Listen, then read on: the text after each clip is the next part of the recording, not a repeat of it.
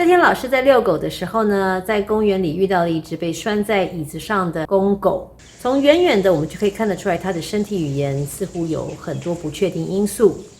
第一个，它在往前移动的时候呢，你注意到它两只前脚非常诡异的缓慢，好像很小心翼翼的感觉。二来，它脖子偏低，尾巴下垂，嘴巴也是全程都闭起来着的，而且狗狗接近它的时候呢，它还会撇头回避。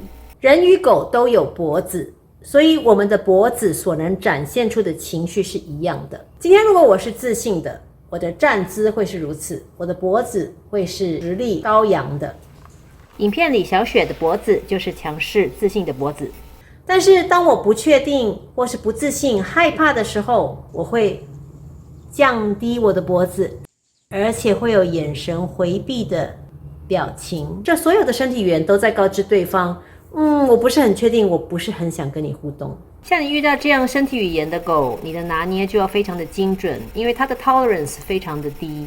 而且这只狗它要被拴在公园的椅子上，它内心会有一个无处可逃的感觉。如果任何事情发生了，它必须在那边自卫。而我的狗呢，可以 retreat， 可以散开，可以跑到我的后面。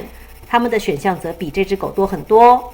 对我来说，遇到这样子身体语言的狗，就是我家辅导狗小考的时间。因为它就能够去学习怎么去拿捏对方狗的能量，还有对方狗的边界在哪里。他们在互闻的时候可以多近，可以闻多久，什么时候该 retreat， 什么时候可以上去。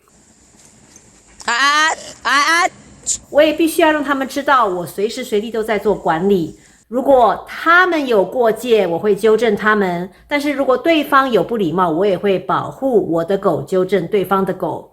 在这个过程当中，你与你的狗的关系就一直在建立，他们对你的尊敬还有对你的信任就会突飞猛进。